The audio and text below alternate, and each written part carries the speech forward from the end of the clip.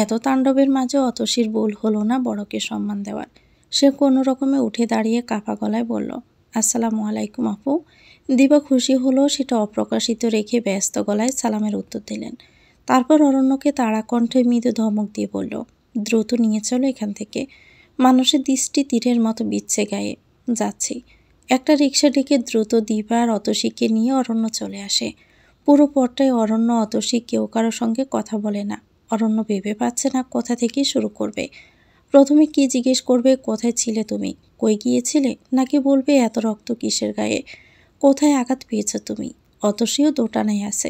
অরণ্যকে কি জবাব দিবে সে? সে দুটো খুন করে এসেছে সেটা বলবে? কথা শুনলে অরণ্য ঠিক কেমন আচরণ করবে? ভয়ার গোলাটে আতঙ্কে অতসীর বুক দুকপুক করতে শুরু করে। একটা ক্লিনিকের সামনে গিয়ে অরণ্য রিক্সা থামায়। কথা সব পরেও বলা যাবে, এখন আগে অতসীকে সামলানো দরকার। ওর গায়ে যে পরিমাণ রক্ত লেগে আছে, ভিতরে কোথাও মারাত্মকভাবে কেটেছে কিনা কে জানে। ডাক্তার সন্দেহজনক দৃষ্টি নিয়ে ওদের দিকে তাকায় বারবার। খালি জিজ্ঞেস করছে, এত রক্ত কিসের? অতসী হ্যাঁ হু কিছুই করছে না। বোবার মতো চুপ করে বসে আছে। অরণ্যর মাথাও কাজ করছে না। কি জবাব দিবে মস্তিষ্ক ঠিক করতে পারছে না। দিবা ভারী গলায় বলে উঠল, যেখান থেকে আসুক এ রক্ত, তাতে আপনার কি? আপনার কাজ আপনি করুন না। ডাক্তার সাহেব অতসীকে ছুঁয়েও দেখলেন না। উল্টো জহুরির চোখে তাকিয়ে দিবাকে জবাব দেয়, আমাদের কর্তব্যই আমরা করছি। এত রক্ত গায়ে লেগে আছে, এটা নিশ্চয় জটিল কেস এবং পুলিশ কেস। আমাদের থানায় আগে ইনফর্ম করতে হবে। তারা আসুক, তারপর চিকিৎসা। দিবার গলার স্বর নিভে গেল। এভাবে কড়া গলা কথায় বলা তার কাজ হবে না ভেবে বলল, আই এম সরি, আসলে কিছুক্ষণ আগে একটা অ্যাক্সিডেন্টের শিকার হয়েছি আমরা। মানে আমাদের পাশে একটা গাড়ি ব্রেক হারিয়ে বাজেভাবে অ্যাক্সিডেন্ট করেছে। গাড়িতে একটা মেয়ে ছিল আর ড্রাইভার তো মরেই গেছে, বাট মেয়েটা জীবিত ছিল। তাকেই অতসী লেপ্টে ধরেছিল। তখন ওই মেয়ের শরীর থেকে অতসীর শরীরে রক্ত লেগে গেছে। মেয়েটাকে হসপিটালে পাঠিয়ে আমরা বাসার উদ্দেশ্যে রওনা হই। পথের মধ্যেই ক্লিনিক দেখে থামি। একটু চেক করে দেখুন তো কোথাও ব্যথা ট্যাথা পাইল কি না। ডাক্তার সাহেব গাঢ় তারা চূড়ান্ত। সে বলল, ব্যথা পাইছি কিনা সেটা ওনাকে জিজ্ঞেস করলে উনিই তো বলে দিবে। আমাদের কাছে নিয়ে আসতে হবে কেন?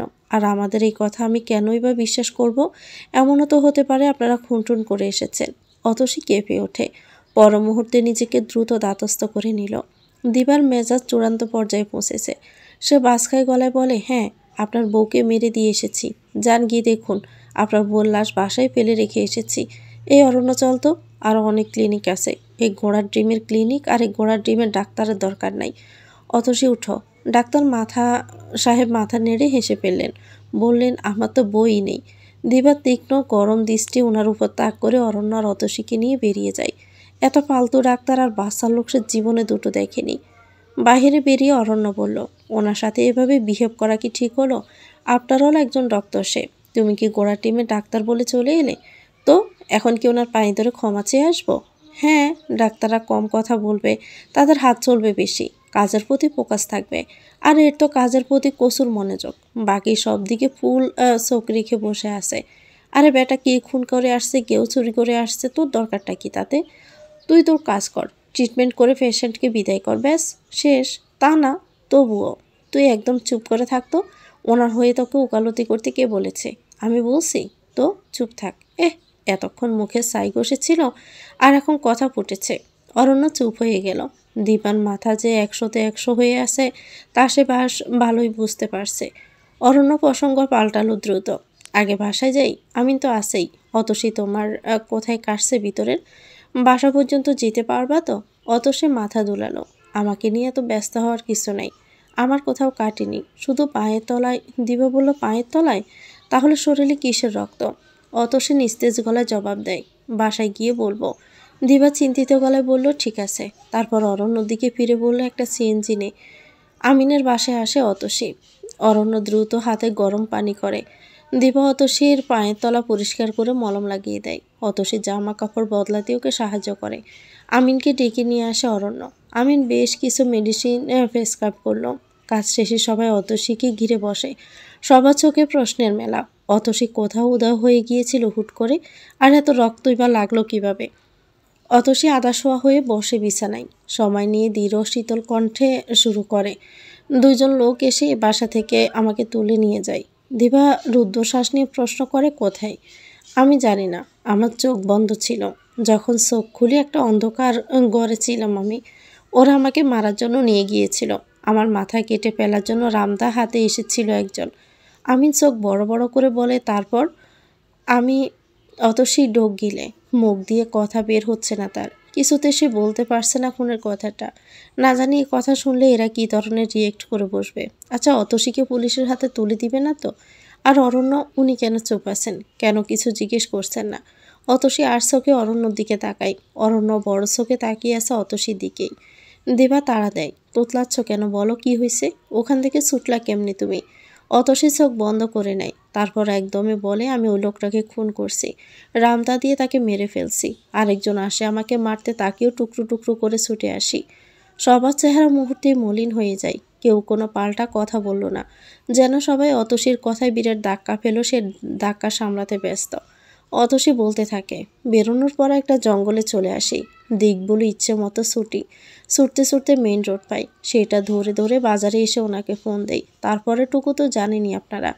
দিবার যেন বিশ্বাসই হচ্ছে না। সে অতসীর দিকে ঝুঁকে পিস পিস করে জিজ্ঞেস করে, তুমি সত্যি বলছো অতসী? সত্যি তুমি খুব করছো? অতসীর গলা স্বাভাবিক, হ্যাঁ করেছি, না হলে এত রক্ত আসলো কোথা থেকে?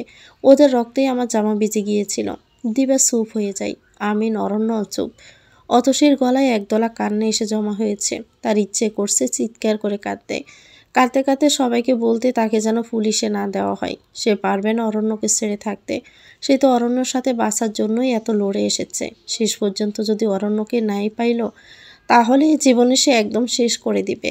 তার এখন আর হাত পা কাঁপবে না। যে অন্য জীবন নিতে পারে, তার কাছে নিজের জীবন মোটেও নেওয়াটাও তুচ্ছ। অরণ্য মুখ খুলল, বলল, তোমাকে কেন ওরা মারতে চেয়েছিল? অতসী গভীর অভিমানে অরণ্যর দিকে তাকায়। বেজা চোখে বলে, বাবা ওদেরকে পাঠিয়েছিল আমার মাথা কেটে আলাদা করে ফেলার জন্য। আমি যেন বিশ্বাসই করলো না। তোমার বাবা? সিরিয়াসলি? ওরা মিথ্যে বলেনি তো? ওরা তো বাবাকে চেনে না। আর চিনলেও বা কী লাভ বাবার নামে মিথ্যে কথা বলে? মিথ্যে বলবে বলুন? আই কান্ট বিলিভ, একটা লোক যে কিনা পিতা, সে নিজের মেয়েকে, নিজের রক্তকে, শিটম্যান! কোথায় আসি আমরা? দিবা বললে এরকমটা হয় আমিন। সব বাবা মা সন্তানের ভালো চাইবে, এটা ভাবা বিরাট ভুল। বর্তমানে তো বাবার মাধ্যমে নিজের সন্তান রেপ হয়, আর সেই রেপের বিরুদ্ধে কেস করে সন্তানটার মা। Can you imagine? We are living in a disgusting world. অরণ্য পেটে পড়া আক্রোশে চেপে বলল, এবার সিরিয়াসলি ওনাকে আমি মেরেই ফেলবো। আমাকে কেউ থামাতেই পারবে না। অরণ্য উঠে দাঁড়ালো, যাওয়ার জন্য পা বাড়াতে আমি অরণ্যর হাত টেনে ধরে। দিবা তড়িগড়ি করে বলে, মাথা ঠান্ডা করো, এটা ঝামেলার টাইম না। আর তোর কাছে কি কোনো প্রমাণ আছে? Do you do you have any proof? নাই তো। তাহলে কি বলবি যে? আর কেই বা বিশ্বাস করবে তোর কথা? অরণ্য রাগান্বিত গলায় বলল, তাহলে কি আমি হাত গুটিয়ে বসে থাকবো? উনি কোন পর্যায়ে চলে গেছে চিন্তা করতে পারো? নিজের মেয়ের সাথে কেউ এরকমটা করতে পারে বলো? পারে না কেউ এরকমটা করতে। কি বললাম তোকে, সব বাবা মা এক না। আমাদের ঠান্ডা মাথায় কাজ করতে হবে। ওনার থেকে ওনার পেটের কথা বের করে নিয়ে আসতে হবে। আর যদি না পারি তখন তখন কথা উগলে নিব দরকার পড়লে। আপাতত কিছু করিস না, আগে অতসীর সিকিউরিটির ব্যবস্থা কর। তুই তো সবসময় বাসা থাকবি না, একা একা থাকাটা অতসীর জন্য অনেকটা রিস্ক নাও। যে একবার গুন্ডা পাঠাতে পারে সে বারবার পারবে। অতসীর জন্য সেফ জায়গায় খুঁজতে হবে আমাদের। আমিন সায় দিল, তোর বোন কিন্তু একদম ঠিকই বলেছে। অরণ্য বলল, বাসা পাল্টে ফেলবো? এ বাসার অ্যাড্রেস উনি বের করে ফেলছে, কিন্তু নিউ বাসা নিলে সেখানের অ্যাড্রেসও বের করে ফেলতে পারবে 2 দিন আগে বা পরে। এই তো, বলল দিবা। তাহলে কি করব? দিবা ক্ষণকাল ভেবে উত্তর করল, অতসী আমাদের ঘরের বউ, আর ঘরের বউ বাহিরে কেন থাকবে? ওকে আজকে বাসায় নিয়ে যাবে, বুঝেছিস? বাবার সাথে কি বলতে হবে না হবে আমি বুঝবো। আমাদের সাথে থাকলে আর কোনো চান্সই থাকবে না। কেউ এসে অতসীকে তুলে নেওয়া তো দূর, ওর একটা চুলও ছিঁড়তে পারবে না। অরণ্য অতসীর দিকে তাকালো। অতসীর চোখ বেয়ে তখনও জল গড়াচ্ছে। অরণ্যর বুকের ভিতর আচমকা মোচড় মারল একটা। অতসীর জন্য মন কেমন করছে। অরণ্য অতসীর কাছে গিয়ে বসলো, দুহাত দিয়ে চোখের জল মুছে আশ্বাস মেশানো ধমকে সুরে বলে, এই পাগল মেয়ে, কাঁদছ কেন? আমরা আছি তো, তোমার কোনো ক্ষতি আমি হতে দিব বলো? অতসী ভেজা গলায় বলল, আমি ভেবেছিলাম আপনারা আমাকে পুলিশে দিবেন, অথচ আপনারা আমার সেফটি নিয়ে ভাবছেন। আমি সত্যি আবেগী হয়ে পড়েছি এ ভালোবাসা পেয়ে। দিবা বিস্মিত গলায় বলল, ওমা, পুলিশে কেন দিব? আমি 2টা খুন করেছি এজন্য? দিবা অতসীর কপালে মৃদু টোকা মারে। তারপর অতসীর গাল ছুঁয়ে বলে, তুমি অনেক সাহসী, তুমি এটা জানো? তোমার জায়গায় অন্য কেউ থাকলে ওরকম একটা মুহূর্তে নিজেকে ঠিক করে ধরে রাখতেই পারতো না। তুমি তো তাও নিজেকে বাঁচিয়ে এনেছ, লড়েছ। তোমার মতো শক্ত মনের আর উপস্থিত বুদ্ধি খুব দরকার প্রতিটা মেয়ের। অরণ্য গম্ভীর মুখে বলে ওঠে, চিন্তাই করতে পারছি না, মাত্র কয়েকটা ঘন্টার ব্যবধান, অথচ অতসীর জীবনে কত বড় ঝড় নেমে গেল। তোমার জায়গায় অন্য কেউ থাকলে এত কিছু সামলাতে পারতো না। তুমি ব্রেভ অতসী, অনেক ব্রেভ, প্রাউড অফ ইউ। খুশিতে অতসীর চোখ ভরে জল এলো। সে পিস পিস করেই বলল, সব করেছি আপনার জন্যই শুধু। আপনি না থাকলে আজকে অতসী একদম বেঁচে থাকতো না। আপনি আমার বাসার আলো, আপনাকে ছাড়া আমি রাত, অন্ধকার ছাড়া আর কিছুই না।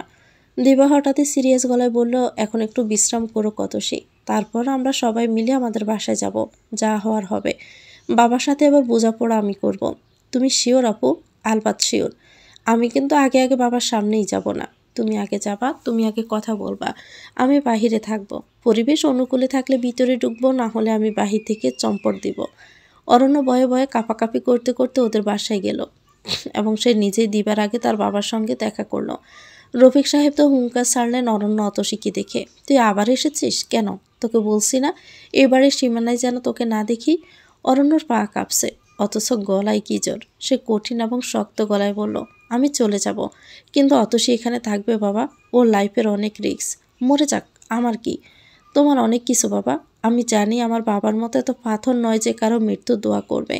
ওর বাবা ওকে মারার জন্য গুন্ডা পাঠিয়েছিল, তারাই ওকে ধরে নিয়ে গিয়েছিল। আল্লাহর অশেষ রহমতে আমি ওকে খুঁজে পেয়েছি, সময় মতো পেয়েছি বলে গুন্ডারা ওর কোনো ক্ষতি করতে পারিনি। ওকে একা রাখা মানে রিস্ক থাকবে মেয়েটা। ওর বাবা আবার নিশ্চয়ই গুন্ডা পাঠাবে। যার মেয়ে তারে যখন দরদ নেই তো আমার কি? সে তো অমানুষ। তুমি তার অমানুষ না বাবা। তোমার মধ্যে তো একটা মন আছে, মায়া আছে, মানবতা আছে। এখানে থাকলে গুন্ডা ফুন্ডা এসব কোনো সার কেউ ওর কিচ্ছু করতে পারবে না। রফিক সাহেব তবুও বললেন, সম্ভব না, ওকে নিয়ে বেরিয়ে যাও। এবার মুখ খুলল দিবা, চেঁচিয়ে বলে, ওরা যদি চলে যায় তবে আমিও চলে যাব বাবা। দানিশও চলে যাবে, আম্মাও চলে যাবে। বেলি বেগম হতভম্ব হয়ে যান দিবার কথায়। তিনি বেকুব চোখ খেয়ে মেয়ের দিকে তাকাতে দিবার চোখ দিয়ে ইশারা করে, চোখ রাঙায়, তারপর বলে, বলো আম্মু, তুমিও ঘর ছেড়ে চলে যাবা না? বলো। শেষ কথাটা দমকের সহিত বলে দিবা। বেলি বেগম যেন বিরক্ত হলেন, এরকম ভঙ্গিতে বললেন, চলে যাব। শুনছো বাবা, আমরা সবাই চলে যাব। তুমি বলো তো, তুমি কি একা থাকবা? রফিক সাহেব যেন বিশ্বাসই করতে পারলেন না। একটা সামান্য মেয়ের জন্য তার পরিবার তারই বিরুদ্ধে? তাকে একা পেলে সবাই নাকি চলে যাবে। গেলে যাক, সে একাই থাকবে, তাতে কি? রফিক সাহেব কোনো কথা না বলে প্রস্থান করলেন। দিবা দীর্ঘশ্বাস ফেলল। অরণ্য অসহায় চোখে দিবার দিকে তাকিয়ে বলে, এবার কি হবে আপু? দিবা ইশারায় অতসীকে নিয়ে রুমে যেতে বলে অরণ্যকে, আর নিজে হাঁটা দেয় রফিক সাহেবের উদ্দেশ্যে। আজকে যেভাবেই হোক বাবাকে তার মানাতেই হবে। জহির ইসলাম প্রচণ্ড বিরক্ত, সেই সঙ্গে তার মেজাজ চড়ে 100তে 100 হয়ে আছে। কতক্ষণ যাবৎ তিনি ফোন দিচ্ছেন, অথচ ওদের কেউই তার ফোন তুলছে না। শম্ভুর ফোনটাই অফ। কাজ কত দূর এগুলো সেটা জানতে হবে তার। তিনি ভাবলেন এবার রওনা হবে ওদের আস্তানার উদ্দেশ্যে। গিয়ে আগে দুটোকে ছড়াবে কতক্ষণ। ফোন রেখে নাকে তেল ঢুকিয়ে ঘুমাচ্ছে নাকি? বেয়াদপের হাড্ডিগুলো যত সব। জহির ইসলাম একা মনে গজগজ করতে থাকেন। খানিক বাদেই তার ফোনে আননোন নাম্বার থেকে ফোন এলো। সে হ্যালো বলতে ওপাশ থেকে একজন বলল, আমি শম্ভু বলছি দাদা। জহির ইসলাম রাগে গড়গড় করতে লাগলেন, ফোন কি পাশে ঢুকিয়ে রাখছিস? কয়বার ফোন দিয়েছি, কাজ হলো? মরেছে অতসী? আপনি জহির ইসলাম না? না, আমি তোর বাপ বলছি। ফালতু ফেসাল বাদ দিয়ে কাজের কথা বল। অতসী নটিটার কাটা গলা কই? মারিসনি এখনো ওকে? টুপ করে ফোনের লাইন কেটে গেল। অরণ্য মুখ থেকে রুমাল সরিয়ে মৃদু হাসল, মনে মনে বলল, অতসী তো মরেনি, তবে আবার আপনি মরবেন। কোথায় ছিলেন? অতসীর প্রশ্নে অরণ্য মুচকি হেসে বলে, তোমার বাবার ব্যবস্থা করতে গিয়েছিলাম। অতসী নড়ে চড়ে বসে, প্রশ্ন করে মানে? অরণ্য অতসীর সামনে আসন করে বসে বলল, তুমি বললে না একজনের নাম শম্ভু ছিল? আমি একটা দোকানের নাম্বার থেকে তোমার বাবাকে ফোন দিয়েছি আর নিজের পরিচয় গোপন করি। আমি বলছি আমার নাম শম্ভু, এটা বলে তোমার বাপের পেট থেকে কথা বের করছি। তাকে তো সোজাভাবে জিজ্ঞেস করলে কখনোই বলবে না, তাই বাঁকাভাবে কথা বের করে আনছি। আবার দেখো কি করি আমি। অতসী নিজের বিস্ময় গোপনে রেখে বলল, কি করবেন? ভবিষ্যতে এরকম ভুল যাতে না করে তার ব্যবস্থা করব। সঙ্গে এই ভুলের শাস্তি স্বরূপ জেলে পাঠাবো। জেলে? অতসীর চোখ বড় বড় হয়ে যায়। জেলে। আমি অলরেডি আমার ফ্রেন্ড অতুলের সঙ্গে কথা বলে ফেলেছি। ও পল্লবী থানার ওসি হিসেবে নিয়োজিত আছে। ওকে সব ঘটনা শেয়ার করেছি। আজকে সন্ধ্যার পরও আসবে, তখন বাকি সব বলবো। অতসী অরণ্যের কথা শুনে থম ধরল। শূন্য দৃষ্টি নিয়ে চুপচাপ বসে রইল। অরণ্য ক্রমাগত বকবক করে যাচ্ছে। তার সব কথায় জহির ইসলামকে কিভাবে হেনস্থা করা যায় তা ঘিরে, কিন্তু সেসব কথার বিন্দুমাত্র অতসীর কান দিয়ে ঢুকছে কিনা সন্দেহ। অরণ্য যখন খেয়াল করলো অতসীর চোখে জলের বেড়, সে থমকে গেল। উদ্বিগ্ন নিয়ে ডেকে বলল, এই অতসী, কাঁদছো কেন তুমি? হোয়াই? অতসী দ্রুত চোখে জল মুছে ফেলে। টেনে টেনে বলে, কই কাঁদছি না তো। একদম মিথ্যে বলো না, আমি দেখেছি তুমি কাঁদছিলে। কেন? অতসী ফের মিথ্যে কথা বলল। চোখে দুলো পড়েছে তাই পানি এসেছে। আবারও মিথ্যে কথা? আমাকে বলবে না? বলো। অরণ্যর গলায় শাসনের ধমক। অতসী ক্ষণকাল চুপ থেকে বলে, খুব খারাপ লাগছে। শত হোক বাবা তো, কেন সে ভালো হলো না? একটু মন ভালো হলেই হয়ে যেত। জানেন, একবার মনে হয় তাকে আসলে কঠিন শাস্তি দেই, কিন্তু যখনই তার চেহারাটা চোখে ভাসে কি যে মায়া লাগে আমার, কি যে খারাপ লাগে তখন। বয়স তো কম হলো না, কয়দিন থাকবে আর? এ বয়সে জেল হাজত, ভাবতেই তো কষ্ট লাগছে। অরণ্য প্রশ্ন করলো, তাহলে তুমি কি চাচ্ছ না তা জেল হোক? অতসী রয়ে সয়ে বলল, না। সিরিয়াসলি? অরণ্যর গলায় অবিশ্বাস। অতসী মিনমিনে স্বরে বলল, অরণ্য ফেল ফেল করে দেখতে লাগলো অতসীকে। এ কোন অতসী? এত কষ্ট সহ্য করেও অপরাধীকে শাস্তি দিতে চাচ্ছে না। এত মায়া মেয়েটার মনে। অতসী ক্ষুদ্র মুহূর্ত চুপ থাকলো, তারপর বলল, জানি আপনার অবাক লাগছে, কিন্তু কি করব বলুন। শত হোক সে আমার বাবা, আর আমরা বিচার করার কেউ না, উপরে একজন আছেন, তিনি সব দেখেছেন, তিনি সব জানেনও, তিনি বিচারের মালিক, তাই সব বিচারের ভার তাকেই দিচ্ছে। আমার বাবাকে আমি খুব ভালোবাসি, খুব বেশি। সে আমার সাথে যা করেছে আমি সব মানছি, তাও আমি তাকে কোনো শাস্তি দিতে চাই না। আল্লাহই তার বিচার করবেন। 2 দিন আগে পরে এই যা, পরে যদি আবার তোমাকে মারার জন্য লোক পাঠায় তখন, বা তোমার যদি কোনো ক্ষতি করার চেষ্টা করে তখন, কতবার তার হাত থেকে বেঁচে ফিরবা বলো তো? যতদিন হায়াত আছে ততদিন। না, আমি তোমার এই কথার সাথে একমত নই। নিজেদের জীবন অনিশ্চয়তার মধ্যে ফেলতে পারি না, সেটার জন্য আইডিয়া আছে আমার কাছে, কিন্তু আপনি রাজি হবেন কিনা জানি না। কি আইডিয়া? অর্তসী ইতস্ত করে বলল, আমরা বিদেশে চলে যেতে পারি, অনেক দূরে, কেউ জানবে না, শুধু আপনার ফ্যামিলি জানবে, ব্যাস। সেখানে তো কেউ আমাদের আর ক্ষতি করতে পারবে না। বিদেশ? অরণ্য চোখগুলো গোল গোল হয়ে যাচ্ছে অতসীর এক একটা কথা শুনে।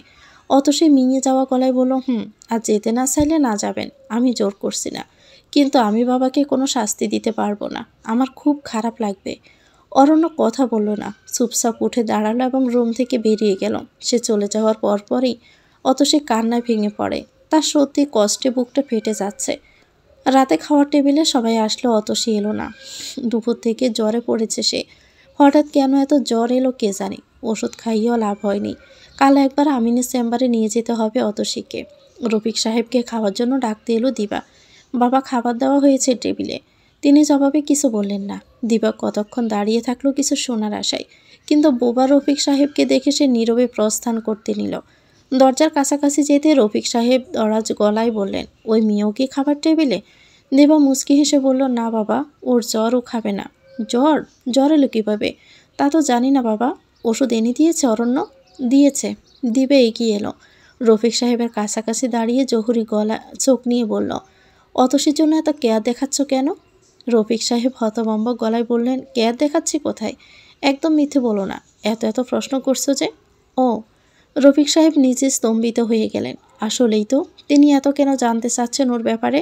জ্বর হয়েছে না হয়েছে, ওষুধ আনুক বা না আনুক, মেয়েটা তো মরে যাক, তাতে তার কি?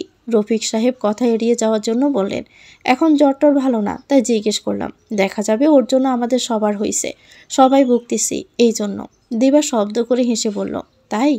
রফিক সাহেব চরম বিরক্তি নিয়ে বললেন, এত হাহা করার কি আছে? হ্যাঁ, যা, রুম থেকে বের হয়ে যা। দিবা হাসতে হাসতেই বলল, যাচ্ছি। দিবা চলে যাওয়ার অনেকক্ষণ পর রফিক সাহেব খাবার ঘরে গেলেন। এক প্রকার নৈশব্দের মাঝে খাওয়ার পর্বের সমাপ্তি ঘটল।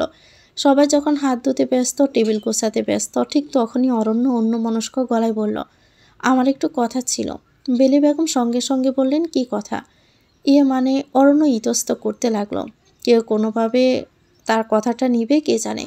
দিবা ভ্রুকুটি করে বলল, তোতলাচ্ছিস কেন, বল কি বলবি? রফিক সাহেবও আগ্রহ চোখ নিয়ে তাকিয়েছিলেন। অরণ্য বড় ডোক গিলে এক নিঃশ্বাসে বলে ফেলে, আমি অতসীকে নিয়ে বাহিরের দেশে চলে যেতে চাই। দিবা চিৎকার দিয়ে বলে, কি? বেলি বেগম বললেন, কি বলিস বাবু? অরণ্য থমথমে গলায় বলল, আমার এমনিতেও বিদেশ যাওয়ার ইচ্ছে ছিল, বিদেশে নিজের বিজনেস করার ইচ্ছে ছিল, আর অতসীর লাইফ যেহেতু রিক্সে আছে তাই ভাবলাম এক ডিলে দুই পাখি মারি। বিদেশে গেলে আমার কর্মক্ষেত্র পোক্ত হবে, আবার রিক্স থাকবে না কোনো, তাই আর কি। দেশে বিজনেস করলে কি হবে, আর আমরা সবাই আছি তো, অতসীকে দেখে রাখবো, চোখে রাখবো, দিবা বলল।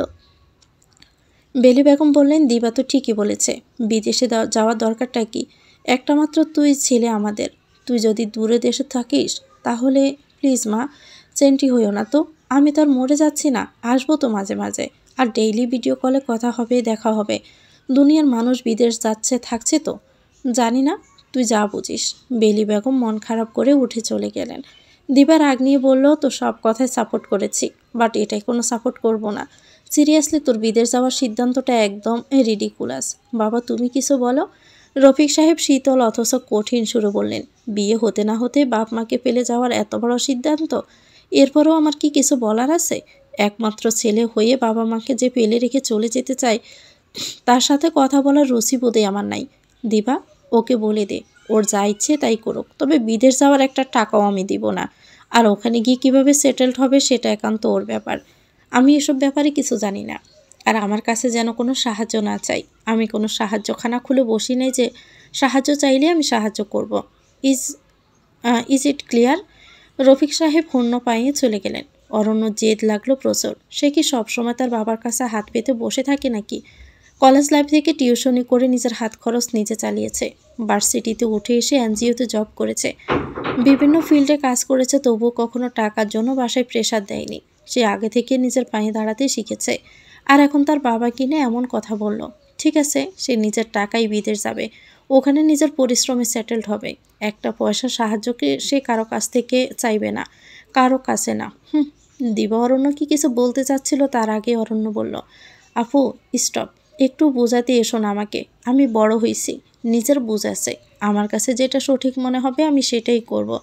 লাইফে যদি হেরিয়েও যায় তাও কাউকে তো দোষারোপ করব না কখনো। অরণ্য চলে যায়। দিবা দীর্ঘশ্বাস ফেলে। অতসী এসে তাদের জীবনটা একদম উলট পালট করে দিয়েছে, তবুও সে অতসীর পক্ষে থেকেছে, সাপোর্ট দিয়েছে, কিন্তু এখন তো অরণ্য একটু বাড়াবাড়িই করে ফেলল, তাদেরকে ছেড়ে একদম বিদেশে চলে যাওয়ার সিদ্ধান্ত নিয়েছে।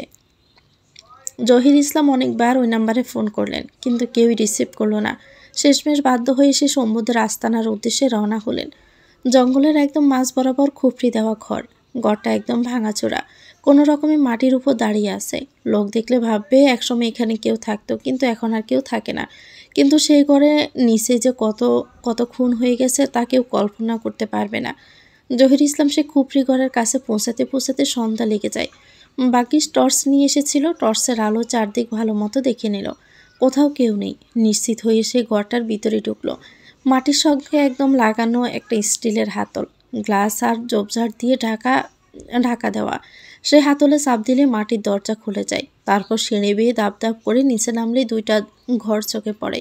প্রথম ঘরে সবাই বসে থাকে, আড্ডা দেয়, মিটিং করে, আর দ্বিতীয় বা ভিতরের ঘরটা খুন খারাপের কাজ চলে। জহির ইসলাম প্রথম ঘরে ঢুকলেন, বেশ ভয় পেয়ে গেলেন। কোনো সাড়া শব্দ নেই, এর মানে কি ওরা কি কেউ নেই নাকি? এখন তো থাকার কথা, রাতের বেলা ওরা এখানেই থাকে। জহির ইসলাম দ্বিতীয় ঘরে প্রবেশ করতে পুরোপুরি জমে গেলেন। লাশের বোটকা গন্ধে চারপাশ মোমো করছে, লাল রক্তের ধারা জমে কালো হয়ে মাটিতে লেগে আছে। শম্ভুর মুখটা হা হয়ে পড়ে আছে, আর রানা লার্সেনার উপায় নেই, এত টুকরো টুকরো করেছেটাকে। জহির ইসলাম ঢোক গিললেন। তার মস্তিষ্ক মোটেও এরকম দৃশ্য দেখার জন্য প্রস্তুত ছিল না। ব্রেন যেন শূন্য হয়ে পড়েছে। সে ড্যাব চোখে অনেকক্ষণ তাকিয়ে রইলেন। এ অনেকক্ষণ তার কাছে অনন্তকালের মতো লাগলো। যখন জ্ঞান ফিরল, সে গড় করে বমি করে মাটিতে বসে পড়লেন। কি শীতল মাটি, একটা জিরো পাওয়ার হলুদ লাইট জ্বলছে। মনে হচ্ছে এক্ষুনি শম্ভু বা রানা লাশ উঠে দাঁড়াবে, তারপর তার দিকে ছুটে এসে তার গলা চেপে ধরবে, তাকে মেরে ফেলবে। জহির ইসলাম ক্লান্ত চোখে এদিক ওদিক তাকালো। চারদিকে অশরীরা ঘুরছে নাকি? জহির ইসলাম বড় বড় নিঃশ্বাস নিয়ে নিজেকে সামলান, উঠে দাঁড়ান, তারপর পাগলের মতো ছুটতে বেরিয়ে আসেন। জঙ্গলের মধ্যেও ছুটতে থাকেন। তার মনে হচ্ছে তার পিছু ওদের লাশ আসছে, থামলেই তার গর্দা নিয়ে নেবে। জহির ইসলাম বাড়ি ফিরলেন অনেক রাতে।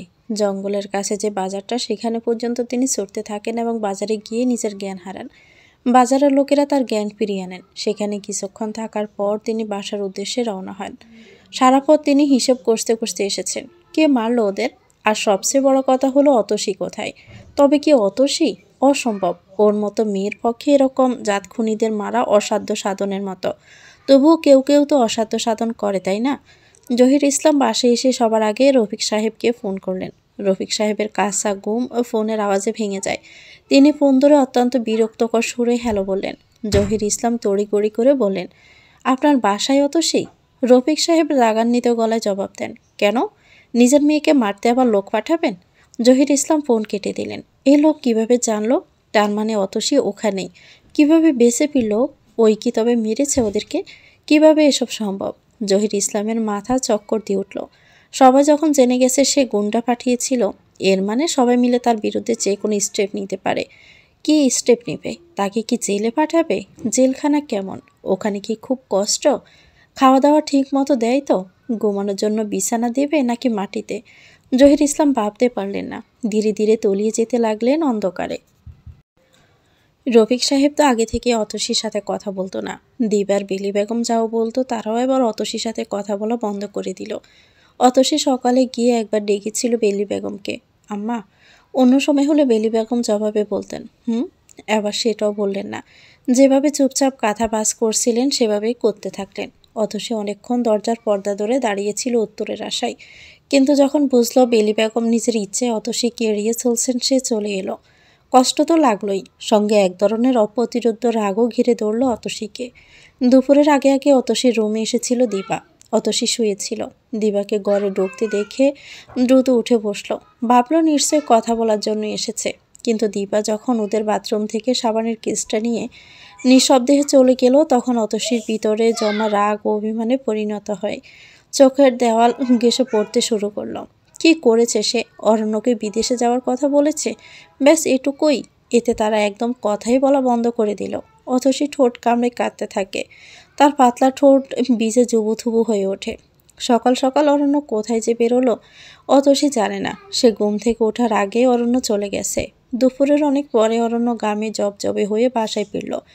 গোসল শেষ করে এসে দেখলো অতসী চুপচাপ উদাসী মনে বসে আছে। অরণ্য ডাকলো, অতসী। অতসী সামান্য কেঁপে উঠে বলল, হুম। দুপুরে খাইছো? অতসী না খাওয়ার সত্ত্বেও বলল, হুম। সত্যি তো? হুম। অরণ্য গামছা রেখে অতসীর পাশে এসে বসে। অনুসন্ধানী চোখে অতসীকে আপাদমস্তক দেখে নিয়ে বলে, কি হয়েছে? অতসী চাপা গলায় বলল, কিছু না। কিছু একটা তো হয়েছে, শিওর। আমার দিকে তাকাও। তাকাও আমার দিকে। অতসী তাকায় অরণ্যর দিকে। ওর চোখ দুটো লাল ভেজা। অরণ্য বিস্মিত হয়ে বলল, কেউ কিছু বলেছে? অতসী উত্তর না করে ভেজা চোখ মিলে অরণ্যর দিকে তাকায়। অরণ্য গলায় আবার খানিক কাঠিন্য যোগ করে বলে, চুপ না থেকে বলো, কে কি বলেছে? অতসী সাহস পায়। তার বুক ভেঙে আসা কান্না আবারও চোখের কার্নিশ বেয়ে চুয়ে চুয়ে পড়তে শুরু করে। ভাঙা গলায় অতসী বলে, আমার সাথে কেউ কথা বলে না। সকালে আম্মাকে ডাকলাম, জবাব দিল না। দিবা আপাও আমার সাথে কথা বলা বন্ধ করে দিয়েছে।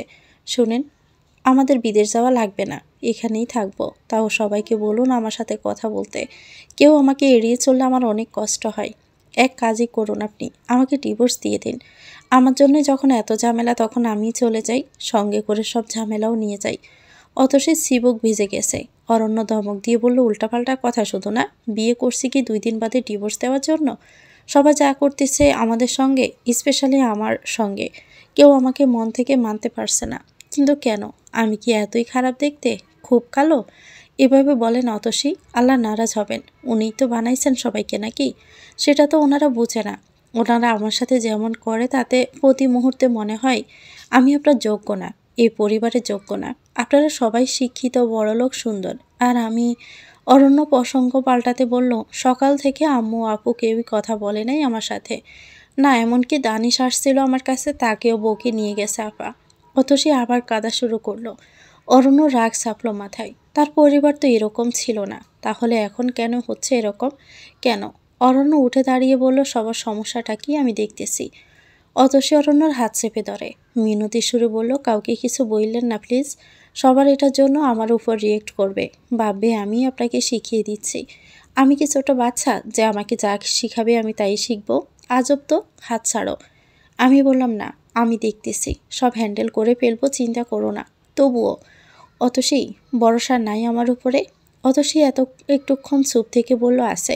তাহলে হাতটা ছাড়ো আমার, যেতে দাও। অতসী দিদা নিয়েই হাত ছাড়ল। দিবার রুমে গিয়ে দেখলো দিবা নেই। দানিশ ঘুমানোর প্রিপারেশন নিচ্ছে। অরণ্য ডাকলো, দানিশ, আব্বু। দানিশ চোখ ফিট করে চোখ খুলে জবাব দেয়, মামা। তোমার আম্মু কোথায়? নানুর কাছে। ঘুমাচ্ছ আব্বু? ঠিক আছে, ঘুমাও। অরণ্য আর দানিশের গলা অবধি কম্বল টেনে দিয়ে মায়ের রুমের উদ্দেশ্যে পা বাড়ালো। বিলি বেগম আর দিবা কিছু নিয়ে কথা বলছিলেন। অরণ্য রুমে ঢুকেই বলল, অতসীর সাথে তোমরা কি লাগাইছো এসব? দুজনে চমকে ওঠেন। দিবা অবাক সুরে বলল, কি লাগাইছি? তোমরা নাকি ওর সাথে কথা বলো না, ওকে এড়িয়ে চলো? বিলি বেগম আমতা আমতা করে বলেন, না বাবু। তিনি কথা শেষ করতে পারলেন না। তার মাঝ দিয়ে দিবা তেতে উঠা গলায় বলল, তোর বউয়ের সাথে ইচ্ছে করে নাই তাই কথা বলি নাই, তো কি হয়েছে তাতে? অরণ্য অবাক হয়, বলে, ইচ্ছে কেন করবে না? ও কি করেছে? দিবার গলার ঝাঁজ ক্রমেই বাড়তে থাকে। কি করেছে? ও তো তোকে বুঝিয়ে সুজিয়ে এত দূরে নিয়ে যাচ্ছে আমাদের কাছ থেকে। ও বুঝিয়ে নিয়ে যাচ্ছে? কি ধরনের কথা এসব আপু? আমার ইচ্ছে না থাকলে তো আমি রাজি হতাম না। ও বুঝিয়েছে বিদে ইচ্ছে জাগছে। ওই এতদিন তো এত ইচ্ছে জাগে নাই। বিদের যাওয়াটা মুখে বলা পর্যন্তই ছিল। কখনো এত গরজ করিসনি যাওয়ার জন্য। তাহলে এখন এত গরজ কেন? এখন এত ইচ্ছা কোথা থেকে আসলো? আমার যখন মন চাইবে আমার ইচ্ছে আসবে, তাতে কার কি? আর এইসবের জন্য অতসীকে কেন ব্লেম করছো তোমরা সবাই? আমরা ওকে কেউ ব্লেম করছি না। আমাদের সবার মন মারাত্মক খারাপ, তাই সবাই সবাইকে এড়িয়ে চলছি, নিজের মনে থাকছি, নিজেরা নিজেদেরকে সামলানোর জন্য সময় নিচ্ছি। অরণ্য গলার স্বর একদম উঁচু করে নিয়ে বলল, দুনিয়াতে আর তো কেউ বিদার চায় না, আমি একাই যাব। সবাই যে নাটক লাগাইছো এটা নিয়ে, আর অতসীর সাথেও যা করলা ভালোই করলা। দিব সরা গলায় জবাব দিল, কি করেছি তোর বউয়ের সাথে অরণ্য? ওকে গিয়ে কি বকা দিয়েছি, নাকি গালিগালাজ করেছি, নাকি থাপ্পড় দিয়েছি? কোনটা করছি বল? আর তুই বাসায় আসতে না আসতে তোর কানে এসব ঢুকিয়ে দিয়েছে? এ মেয়ে তো হাড়ে হাড়ে শয়তান দেখতেছি। প্রথমে ন্যাকা সেজে আমাদের ঘরে ঢুকেছে, আর এখন আমাদের সবার বিপক্ষে কাজ করতেছে। পরিবারটাকে ধ্বংস করে তবেই ছাড়বে। তোর বউ তো একটা কুটনি। দিবা বেগম বেলি বেগম দিবাকে ধমকালেন, চুপ কর তো, যায় নয় তাই বলে যাচ্ছিস। দিবার মুখ তবুও থামল না। সে বলেই চলল, যা বলছি ঠিক বলছি আম্মু, তুমি দেখো ওর সাথে কি আমরা কি এমন করলাম? আমরা যে জামাই আসতে না আসতে বিছা দিয়ে দিছে, আবার অরণ্য এসে আমাদের দিকে আঙ্গুল তুলতেছে। ও এসে আমাদেরকে ভালো মতো জিজ্ঞেস করতে পারতো ঘটনা কি, তা না করে এসে আমাদের সাথে ঝগড়া লাগাই দিছে। আচ্ছা, আমরা কি ওর ছোট নাকি বড়? আমাদের সম্মান দেওয়া কেউ ভুলে গেছে নাকি? অরণ্য থরথর করে কাঁপছে রাগের চোটে। অতসীকে কুটনি বলা, অতসীর বিরুদ্ধে এত কথা বলা। অরণ্য দাঁতে দাঁত চেপে বলে, যারা ছোটদের সম্মান দিতে জানে না তাদেরকে আমরাও সম্মান দিতে জানি না। আর আমার বউ কুটনি তো ঠিক আছে, আমি আমার বউকে নিয়ে বাসা থেকে এক্ষুনি চলে যাব। আজকের পর থেকে আমার বাবা মা বোন কেউ নেই। তোমাদের সবার সাথে আমার সম্পর্ক এখানেই শেষ। অরণ্য গটগট করে হেঁটে বেরিয়ে যায়। বিলি বেগম হতবাক হয়ে পড়েন অরণ্যর কথা শুনে। আর দিবা পূর্বের থেকেও বেশি গজরাতে শুরু করে। এই মেয়েকে সাপোর্ট দেওয়াই তার ভুল হয়েছে। সেটা বলে বলে নিজের গালে নিজেই থাপ্পড় মানে। নিজের রুমে ঢুকে অরণ্য চেঁচিয়ে বলে, জামা কাপড় গুছাও। অথসী চকিত গলায় প্রশ্ন ছড়ে দেয়, কেন? এ বাসা থেকে এক্ষুনি তোমাকে নিয়ে বেরিয়ে যাব তাই। কিন্তু কেন, কি হয়েছে? অরণ্য দাঁত কিড়মির করে জবাব দেয়, ওর কত বড় সাহস, ও তোমাকে ব্লেম করেই যাচ্ছে, আবার তোমাকে কুটনি বলতেছে। জাস্ট ভাবো একবার, আমার বউ কুটনি হোক আর যাই হোক আমি বুঝবো, তাই এক্ষুনি এই বাসা থেকে চলে যাব। থাকুক তারা, তারা ভালো মানুষ, তাদের সাথে আমার থাকার দরকার নাই। অথসী চুপ হয়ে গেল। বুক ফুঁড়ে দীর্ঘশ্বাস বেরিয়ে এলো অজান্তেই। তার জীবনের সুখ বুঝি আর আসবে না।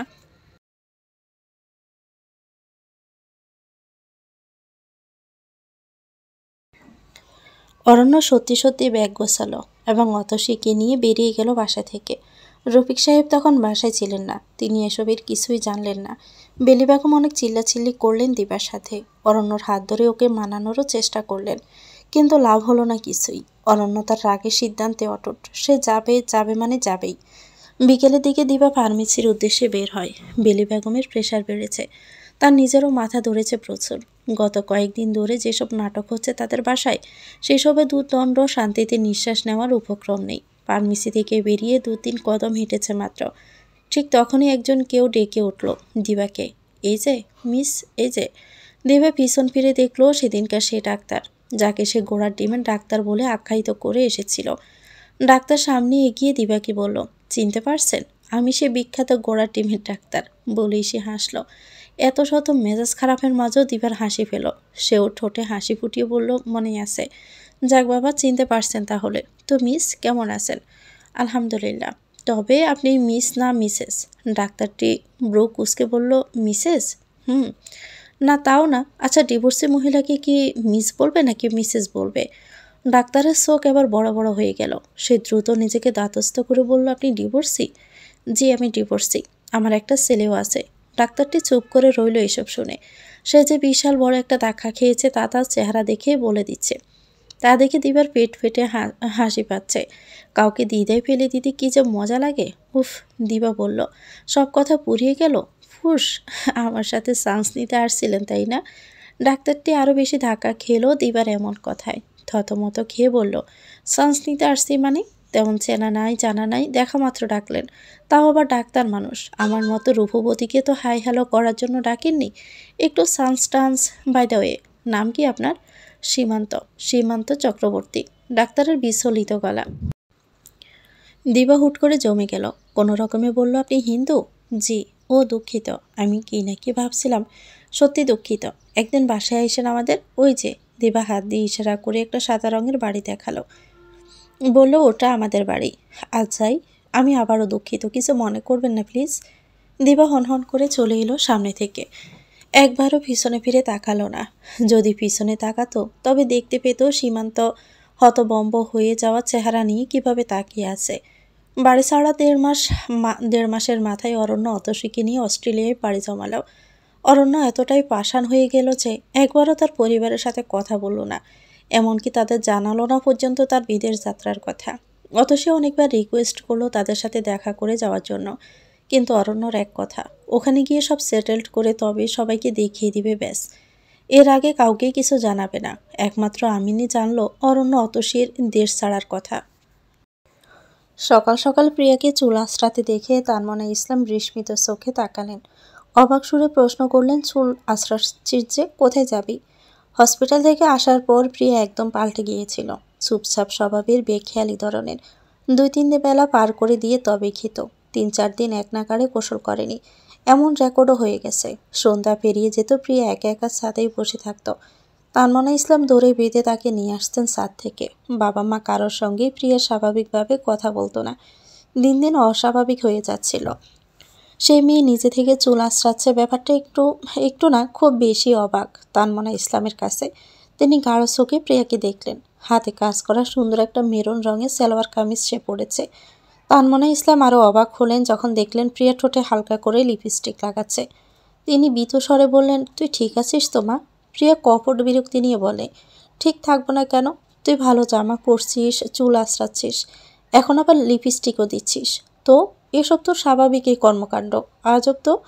তানমনা ইসলাম বিড়বিড় করে বললেন, তোর থেকে এসব দেখা এখন একটু আজবই। তারপর স্পষ্ট গলায় জিজ্ঞেস করলেন, তুই কি কোথাও যাবি? প্রিয়া তার বিরক্তি কমিয়ে ঠান্ডাভাবে জবাব দেয়, হুম। কোথায় যাবি? প্রিয়া এক নজর তানমনা ইসলামের দিকে তাকায়।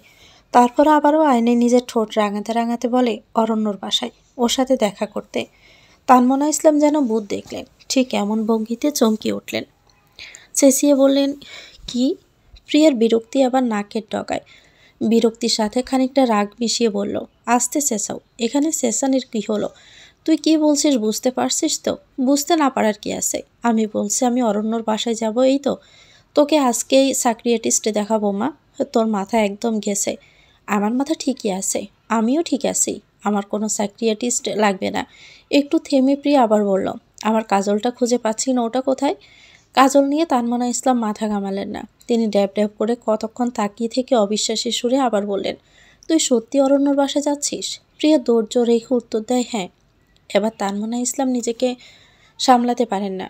প্রিয়া যে মজা করছেন এবং ওর মাথায় 100 ভাগ যে সঠিক আছে সেটা শিওর হয়ে তিনি চিৎকার করে ডাকেন, প্রিয়ার আব্বু। জহির ইসলাম কোথাও বের হচ্ছিলেন বোধহয়।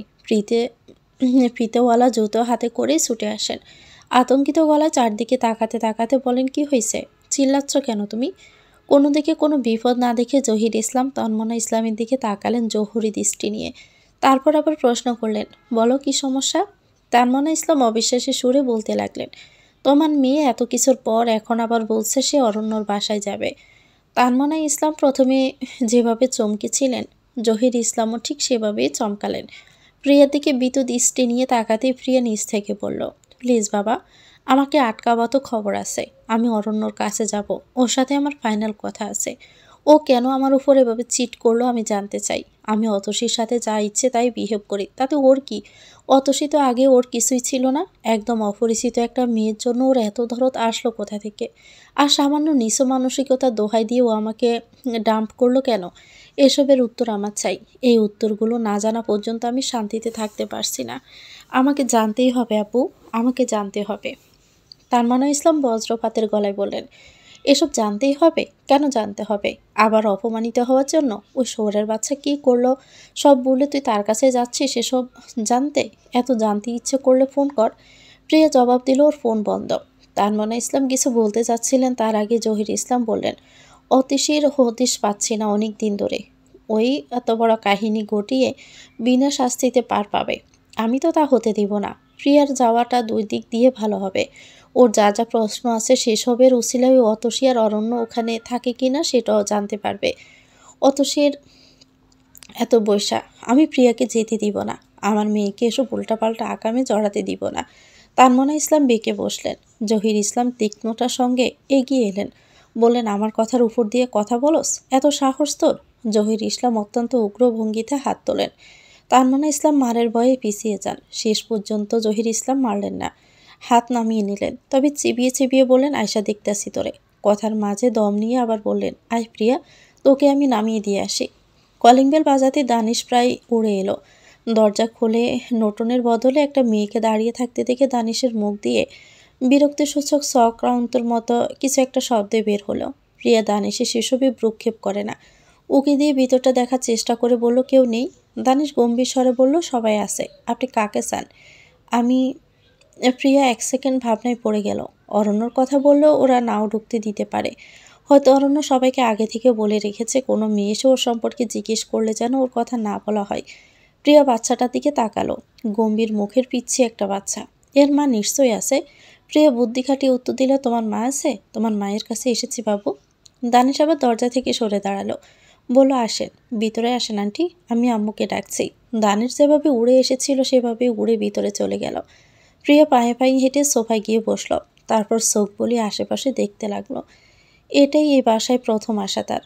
ভাগ্য যদি সহায় থাকতো তাহলে আজকে এই বাসায় বউ থাকতো সে। অথচ তার জায়গায় ওই কালো ডাইনিটা দখল করে বসে আছে। এমনকি অরণ্যকেও সে নিজের দখলে নিয়ে নিয়েছে। এসব ভাবতে গিয়ে প্রিয়ার চোখে জলের ভিড় দেখা গেল। পিছনে কারো পায়ের আওয়াজ পেয়ে প্রিয়া দ্রুত নিজের চোখ মুছে নিল। তারপর সোজা হয়ে বসলো, মুখে হাসি ঝোলালো। দিবা প্রিয়াকে চিনত না, আগে কখনো প্রিয়াকে দেখেওনি। কথা ছিল বিয়ের কথাবার্তা ফাইনাল হওয়ার পর প্রিয়াকে দেখতে যাবে আংটি পরানোর দিন, কিন্তু সেই সুযোগ আর আসেনি কখনো। দিবা সোফায় প্রশ্নবিদ্ধ চোখে বসতে বসতে জিজ্ঞেস করলো, আপনি নাকি আমার কাছে এসেছেন? প্রিয়া মাথা নাড়ালো, জি, আপনার কাছে এসেছি। কে আপনি? প্রিয়া ইতস্ত করলো, কিন্তু সত্যিটা না বললে এরা কি অরণ্যর সাথে দেখা করতে দিবে? আর একটু পর অরণ্যর বাবা মা এসে পড়লেই তো তারা চিনে ফেলবে প্রিয়াকে। প্রিয়া রয়েস হয়ে বলল, আমি প্রিয়া। দিবা সঙ্গে সঙ্গে দৌড়তে পারল না, প্রশ্ন করলো, কোন প্রিয়া? কথাটা শেষ করতে তার মস্তিষ্ক জানান দিয়ে দিল। দিবা অবাক হয়ে বলল, অরণ্যর সঙ্গে যার। পুরো কথা শেষ করতে হলো না, তার আগে প্রিয়া আবারও মাথা নাড়ল, জি, আমি সেই। দিবা থম মেরে গেল। প্রিয়া এখানে কেন আসছে সে কারণটা সে বুঝতে পারছে না। সেই সব ঘটনা তো অনেক দিন পার হয়ে গেছে, তাহলে এখন প্রিয়ার আসার মানেটা কি? তার উপর অরণ্য তো এখানে থাকে না, সে কোথায় তাকে দিবা নিজেই জানে না। ফোন বন্ধ, কোনো খোঁজ খবর নেই। দিবা নিজ থেকে ভেবেছিল আজকেই একবার আমিনের কাছে যাবে, আমিনের সাথে অরণ্যর ব্যাপারে কথা বলবে। অরণ্যকে খুঁজে পাওয়াটা জরুরি। যা হয়েছে হয়েছে, দরকার পড়লে সে নিজ থেকেই ক্ষমা চাইবে, তবুও অরণ্য অতসীকে বাসায় নিয়ে আসবে। ঘরের বউ কি বাহিরে থাকা ভালো? দিবা পরিস্থিতি স্বাভাবিক করতে মুখে হাসি ফুটিয়ে বলল, কেমন আছো? ভালো। আমার কাছে হঠাৎ? প্রিয়া ইতস্তভাবে বলল, আসলে আমি আসলে আপনার কাছে আসিনি, ঠিক এসেছি অরণ্যর কাছে। ঢোকার সময় যে বাবুটা দরজা খুলে দিল ওকে এমনি বলেছি তোমার মায়ের কাছে। ওই বাবুটা আপনার ছেলে? হ্যাঁ, আমার ছেলে, ওর নাম দানিশ।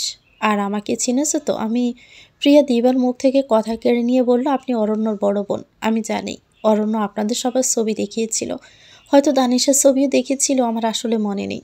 বাচ্চারা এখন দ্রুত বড় হয়, গ্রোথের কারণে চেহারা দ্রুতই পাল্টিয়ে যায়। প্রিয়া আসল কথার চেয়ে আজে বাজে কথা বলছে বেশি। দিবা ব্যাপারটা বুঝতে পেরে প্রিয়াকে সাহায্য করলো। নিজ থেকে বলল, অরণ্যর কাছে কেন এসেছো আমাকে বলা যাবে?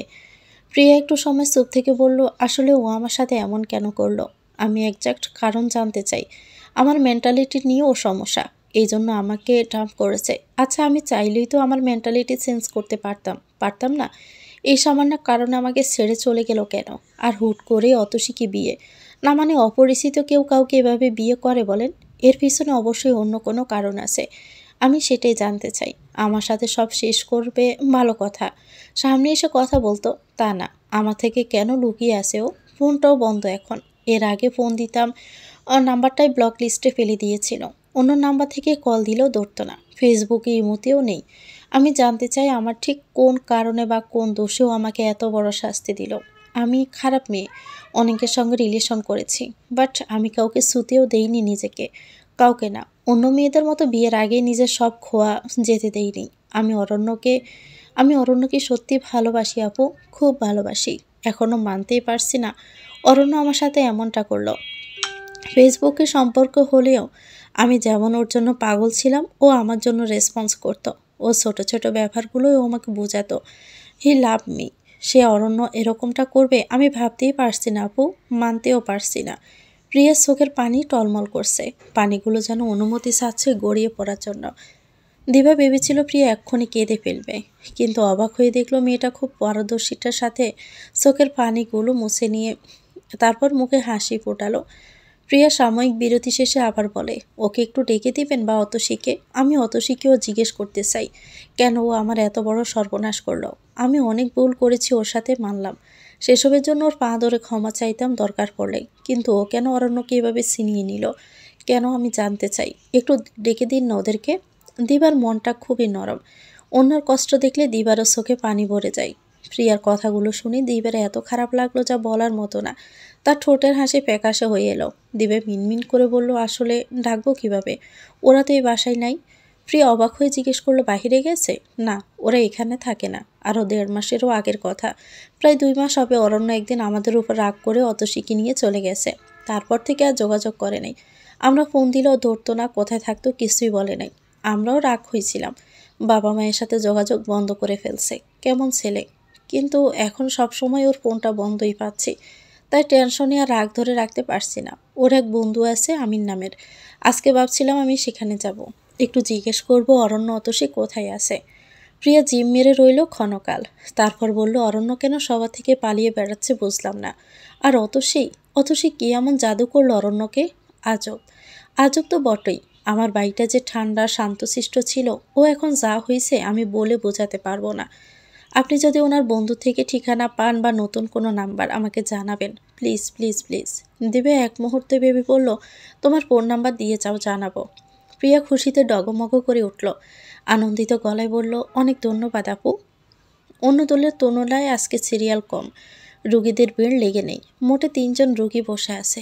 দিবা রিসিপশনে গেল, যে ছেলেটা বসে আছে সেখানে তাকে বলল, ডাক্তারকে গিয়ে বলেন দিবে এসেছে, যান। ছেলেটা বলল, এখন রুগী দেখার টাইম, অপেক্ষা করুন। দিবা কড়া গলায় বলল, আমি ওনার ফ্যামিলি ফ্রেন্ড, যাইতে বলছি যান। ছেলেটা ইতস্ত ভাব নিয়ে উঠে চলে গেল। দিবা গড়টার মাঝে পায়চারি শুরু করে, একবার ডান থেকে বাঁয়ে আবার বাম থেকে ডানে। রোগী 3 জন অদ্ভুত দৃষ্টি নিয়ে দিবাকে দেখতে লাগলো।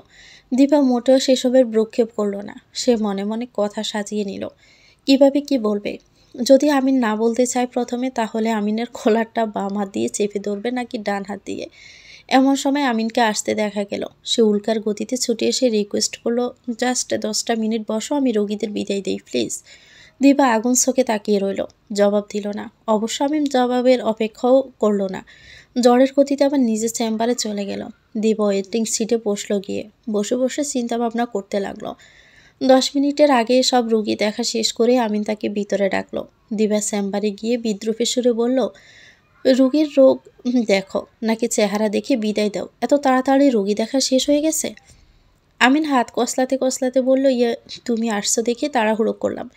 যাই হোক বসো, কি খাবে বলো, গরম নাকি ঠান্ডা? আমি কিছুই খাবো না, একটা প্রশ্ন নিয়ে এসেছি, সেটা জবাব দিলেই চলে যাব। আমিন ব্রুকুসকে বলল, কি প্রশ্ন? অরণ্য কোথায়? ওর ঠিকানা দাও। দিবা সরাসরি আসল কথায় গেল। বেশি পেশালের মানে হয় না। আমিন ক্ষণকাল চুপ করে থেকে বলল, আমি তো জানি না। দিবার চোখ রাঙায়, একদম মিথ্যে কথা বলবা না। তুমি অরণ্যর কলিজার ফ্রেন্ড, তুমি তো জানবাই। আমি শিওর। ওয়েট, তোমার বাসাতেই নেই তো? না, আমার বাসায় নাই। বিশ্বাস না হলে গিয়ে চেক দিতে পারো। তাহলে কোথায় আছে বলো? আমি জানি না। আবারও মিথ্যে বলছো? সত্যি বলছি, আমি জানি না।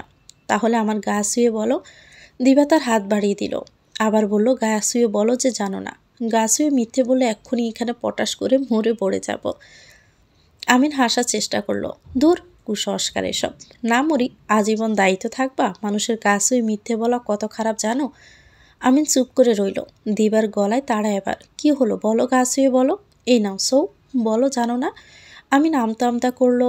দেখো দেখো দিবা, তুমি আমার গা ছুঁয়ে বলতে পারবে না, কারণ তুমি জানো ওরা কোথায় আছে। আমাকে বললে আমি কি ওদের কাছে গিয়ে ঝামেলা করব, নাকি ওদেরকে ধরে এনে মাইন লাগাবো? আমার ভাইটা আজ 2 মাসের মতন গায়েব, তার সাথে কথা হয় না একবারও। এখন ফোনটাও বন্ধ। আমার চিন্তা হয় না? বলো হয় না? ওরা কই আছে সেটা জেনে আমি ওখানে যাব না, বা জামালাও ফাঁকাবো না। শুধু বুকে সান্ত্বনা দিব যে অরণ্য ভালো আছে, আর তুমি ওর বন্ধু হইয়েও সব জানো। তাহলে আমি ওর আপন বোন হইয়েও জানলে সমস্যা কি? আমি কি ওর শত্রু নাকি? সেরকম কিছু না। তাহলে কি রকম কিছু বলো? তুমি কষ্ট পাবে শুনলে আসলে। দিবা হকচকিয়ে যায়। কেন কষ্ট পাবো কেন? অরণ্য ঠিক আছে তো? ঠিক আছে, সুস্থ আছে, ভালো আছে। কিন্তু আমিন দিবার দিকে তাকালো। দিবার চেহারা অনেকটা মিঙে গেছে। নিশ্চয়ই অরণ্য টেনশানে। ছেলেটা এত বদ কেন? সবাইকে চিন্তায় রেখেছে আর আমিনকেও ফাঁসিয়ে দিয়ে গেছে। দূর, কিন্তু ও দেশে নেই। 6 দিন হলো অস্ট্রেলিয়া চলে গেছে অতসীকে নিয়ে। অস্ট্রেলিয়া? দিবার চোখ যেন কোটর থেকে বেরিয়ে আসতে চাইছে। কানগুলো এই কথা যেন বিশ্বাসই করতে চাইল না। ওর ভাই তাদের কাউকে না জানিয়ে অস্ট্রেলিয়া চলে গেছে। দিবা হাসার চেষ্টা করলো। তুমি মজা করছো নিশ্চয়ই, তাই না? আমার মজা করে কী লাভ বলো? আমাকে কড়াভাবে নিষেধ করেছিল যেন কাউকে না বলি। তাও তোমাকে বললাম তোমার আকুতি ফেলতে পারিনি বলে। দিবা যেন হুট করে খেপা বাঘিনীর মতো হয়ে গেল। বজ্রকণ্ঠে বলল, মানা করছি বিদায় তুমিও বললে না আমাদের। ও চলে যাওয়ার আগে একবার ইনফর্ম করলে না? আমার ভাই আমাদেরকে না জানিয়ে। দিবার রাগ যেভাবে হুট করে জেগে উঠেছিল, সেভাবেই হুট করে নেমে গেল। সে কান্নায় ভেঙে পড়ল এবার। আমিনের ভেতরটা মোচড় দিয়ে উঠল। সে দিবাকে সান্ত্বনা দিল। তুমি যেটা ভাবছো সেটা নয়। আমি আসলে, থাক আমার কথা বাদ দাও। অরণ্য কয়দিন পর নিজেই জানাতো তোমাদেরকে। আগে ওখানে সেটেলড হয়ে তারপর নাকি তোমাদের বলতো। ওর এতটা জিদ, এতটা রাগ, এত পাথর হয়ে গেল মনটা ওর। আমাদের একবারও না জানিয়ে না দেখা দিয়ে এভাবে চলে গেল। বলে গেলে কি হতো? আমরা কি পায়ে শিকল দিয়ে আটকাতাম? কক্ষনো না। ও হয়তো বুঝতে পারেনি, ভাবছে সবাই আটকে ফেলবে। দিবা চট করে নিজেকে সামলে উঠে দাঁড়ালো। আমিনকে বলল, তোমার বন্ধুকে বলে দিও, বাংলাদেশে যাদের রেখেও এত বড় সিদ্ধান্ত নিতে পারলো তারা সবাই মরে গেছে। ও যেন ভালো থাকে। আমিনকে কিছু বলার সুযোগ না দিয়েই দিবা বেরিয়ে যায়। তো ভিউয়ার্স, গল্পটির নাম হচ্ছে নারী। এটা গল্পের 3য় অংশ। পরবর্তী অংশে শেষ করে দেওয়া হবে। পরবর্তী অংশ পেতে চ্যানেলটিকে সাবস্ক্রাইব করে আমাদের সাথে থাকবেন। আল্লাহ হাফেজ। আসসালামু আলাইকুম।